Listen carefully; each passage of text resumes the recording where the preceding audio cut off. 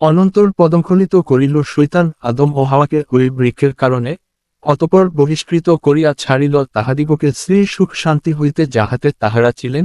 অনন্তর আমি বলিলাম, নিচে নামিয়া যাও, তোমাদের কতিপয় কতিপয়ের শত্রু থাকিবে, আর ভূপৃষ্ঠে তোমাদের কিছুকাল অবস্থান করিতে হইবে এবং ফয়দা উঠাইতে হইবে এক নির্দিষ্টকাল পর্যন্ত। অতঃপর আদম আলাইহিসসালাম লাভ করিল স্বীয় প্রভু হইতে ক্ষমা প্রার্থনা সূচক কতিপয় বাক্য। তখন আল্লাহ কৃপা দৃষ্টি করিলেন তাহার প্রতি, নিশ্চয় তিনিই বড় তওবা কবুলকারী পরম দয়ালু। বলিলাম, নিচে নামিয়া যাও তোমরা সকলের বেহেশত হইতে, অতঃপর যদি তোমাদের নিকট আসে আমার পক্ষ হইতে কোন হেদায়াত, তবে যাহারা অনুসরণ করিবে আমার ওই হেদায়াত, তাহাদের উপর কোনো ভয়ও আসিবে না এবং ইহারা সন্তপ্ত হইবে না। আর যাহারা কুফরি করিবে এবং মিথ্যা প্রতিপন্ন করিবে আমার আহকামকে, তাহারা হইবে দোজখী, তাহারা উহাতে অনন্তকাল থাকিবে।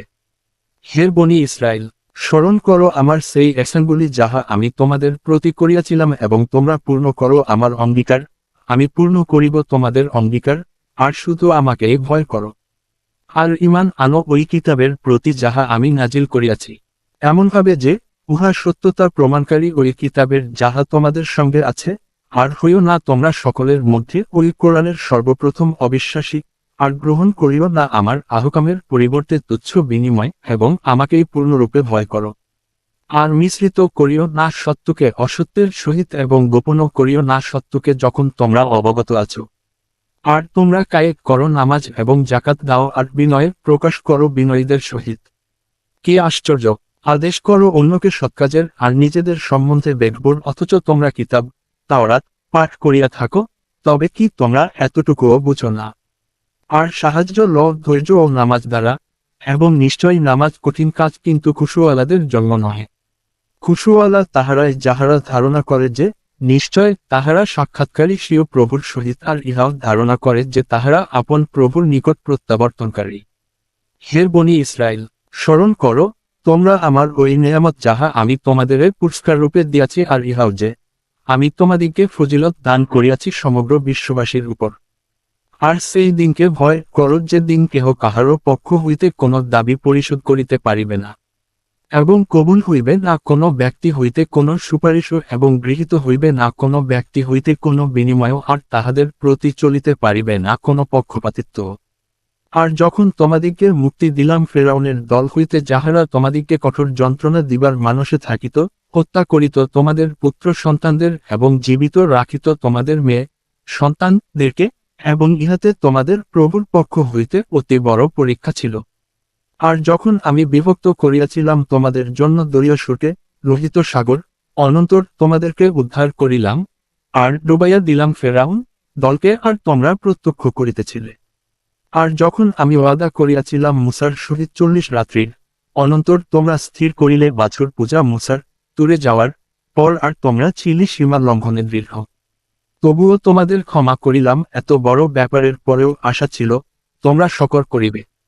আর যখন আমি প্রদান করিলাম মুসাকে কিতাব এবং মীমাংসার বস্তু, আশা ছিল তোমরা ঠিক পথে চলিবে।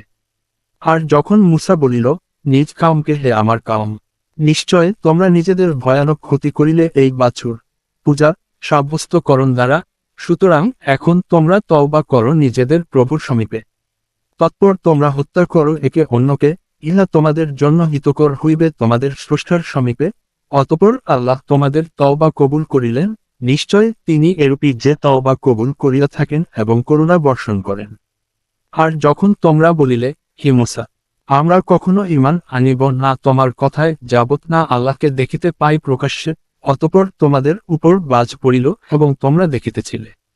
অনন্তর তোমাদের জীবিত করিলাম তোমাদের মৃত্যুর পর, আশা ছিল যে তোমরা শকর করিবে। আর ছায়া স্বরূপ করিলাম তোমাদের উপর মেঘকে, এবং পাঠাইলাম তোমাদের নিকট মান্য ও সাওয়া, তোমরা খাও উহার উৎকৃষ্ট বস্তুসমূহ হইতে যাহা কিছু আমি তোমাদিগকে দান করিয়াছি। আর তাহারা আমার কোনো অনিষ্ট করে নাই, পরন্তু নিজেদেরই অনিষ্ট করিতেছিল। আর যখন আমি বলিলাম প্রবেশ করো এই জনপদে, অতঃপর খাইতে থাকো উহা হইতে স্বচ্ছন্দ যেখানে তোমাদের ইচ্ছা হয়, এবং দ্বারদেশে প্রবেশ করো নতশিরে, আর বলিতে থাকো তওবা, আমি মাফ করিয়া দিব তোমাদের ভুল ভ্রান্তিসমূহ, এবং অতি সত্বরই তদতিরিক্ত আরও দান করিব আন্তরিকতার সহিত নেক আমলকারীদিগকে।